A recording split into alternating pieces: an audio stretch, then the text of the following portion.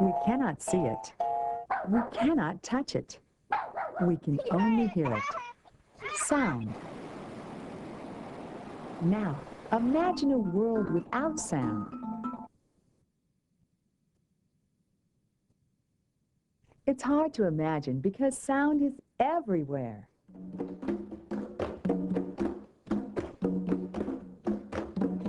Music playing, a dog barking, friends laughing, the roar of the ocean, loud sounds, quiet sounds, close and far away, muffled sounds, and beautiful sounds. If we listen carefully, we can all appreciate the wonder of sound.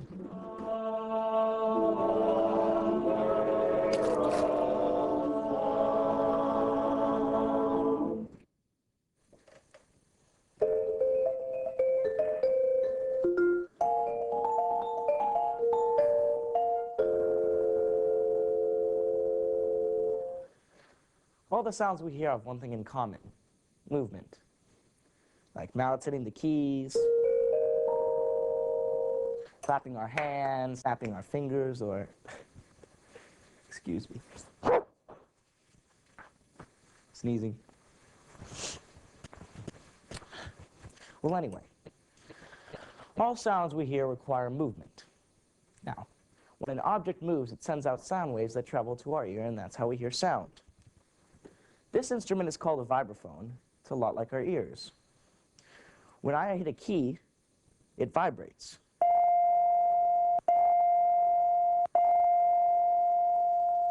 Now, the same thing happens inside our ears. When sound waves travel to our eardrums, they vibrate and send signals to our brain. Let's see how this works. Sound travels to our ear and down the ear canal. When it reaches the eardrum, it makes it vibrate. Next, the vibration causes the little bones inside the ear to vibrate too. This tells the auditory nerve to send a signal to the brain, and that's when we hear sound. Let's review. Sound is everywhere. We just need to pay attention to hear it. All sound is created by movement. We hear sound when sound waves hit our eardrums and cause vibrations inside our ear. We can't see sound waves, we can only hear them. But we can get an idea of what they look like when we drop a rock into a pond. Sound waves move out in every direction. You can't see sound waves, you can only hear them. The quieter the sound, the smaller the sound wave. And the louder the sound, the bigger the sound wave. Sound waves move through air, water, and even solid objects like wood. Wood acts as a conduit for sound waves. And if you put your ear to the surface, the sound becomes even louder.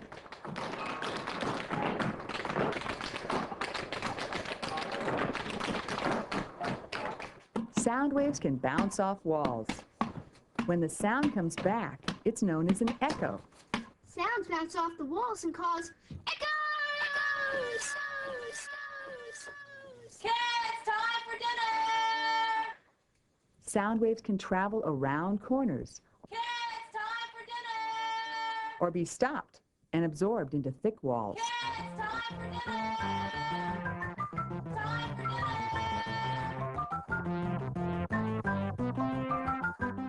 Let's review. We cannot see sound waves, but we can get an idea of what they look like. The louder the sound, the stronger the sound waves, and the quieter the sound, the smaller the sound waves. Sound waves travel through air, water, and solid objects. They also travel around corners and bounce back in what is called an echo.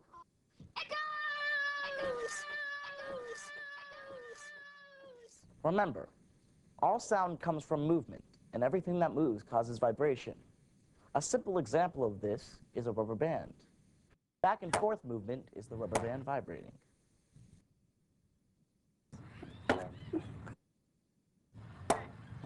A more complex example is playing the drums. When the drumsticks hits the drums, It causes vibration, creating sound.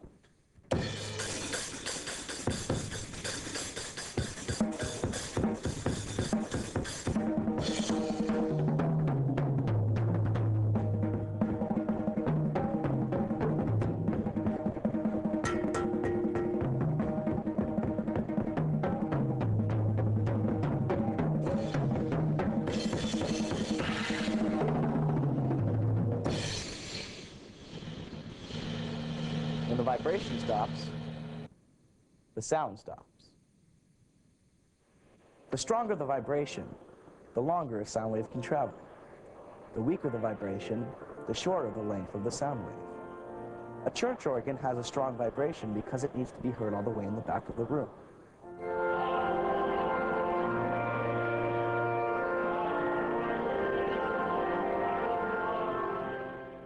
A whisper has a weak vibration and only travels a short distance because you don't want anyone to hear you. If the vibrations are too strong, they can cause damage to your ear. That's why firemen wear protection when they go out on call. Let's review. When an object moves, it causes a vibration. Vibrations are back and forth movements. The stronger the vibration, the farther the sound waves travel.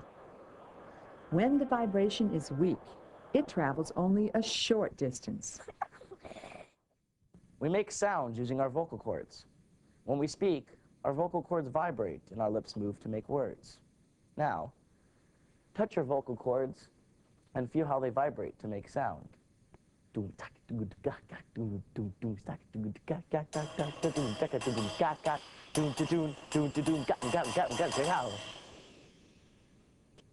The speed of the vibrations determines the pitch.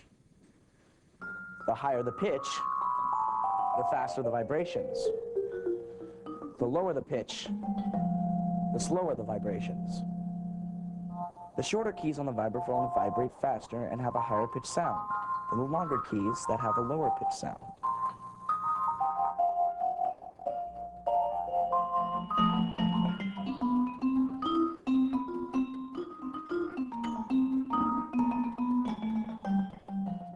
Animals like dolphins use high-pitched sound to communicate in water.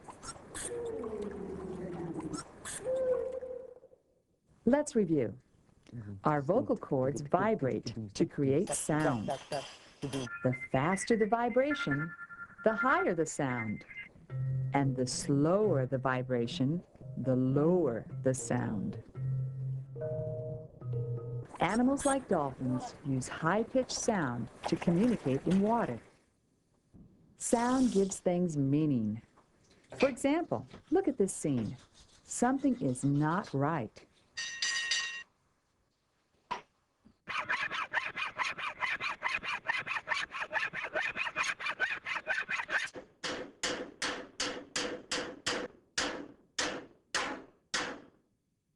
Does that sound right to you? Now, let's try that again.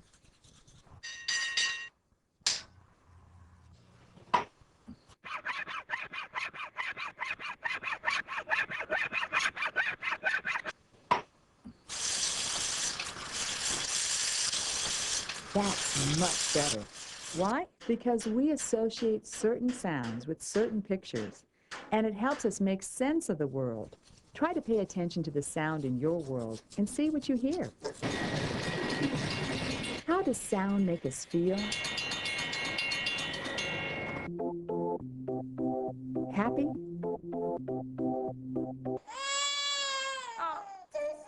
Sad?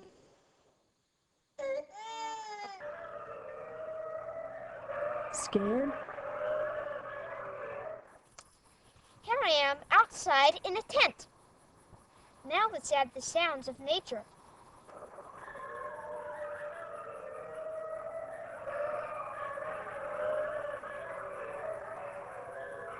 Now let's add some footsteps.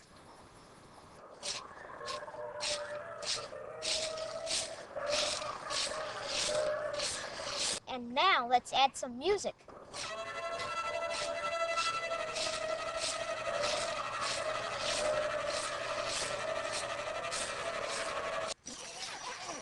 Honey, it's time to come to bed now. So you see, sound and music are important parts of our world. What is the difference between music and sound? Well, music is sound in an organized pattern.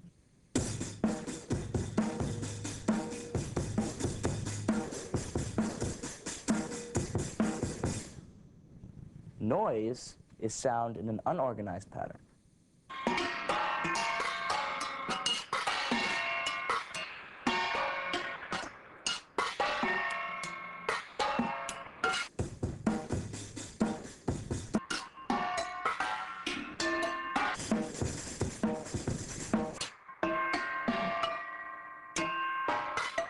Let's review the wonder of sound.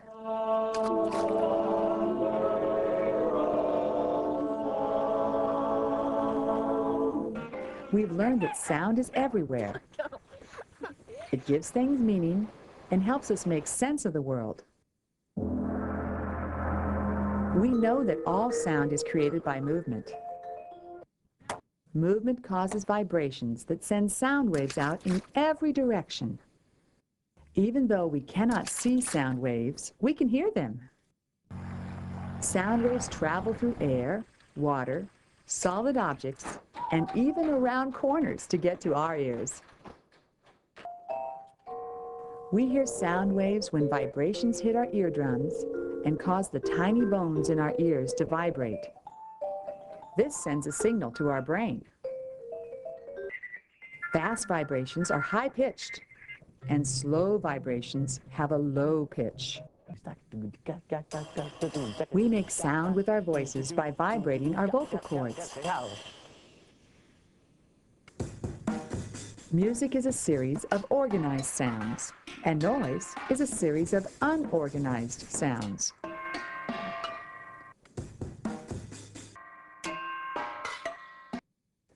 All of these sounds are part of our world and create the wonder of sound.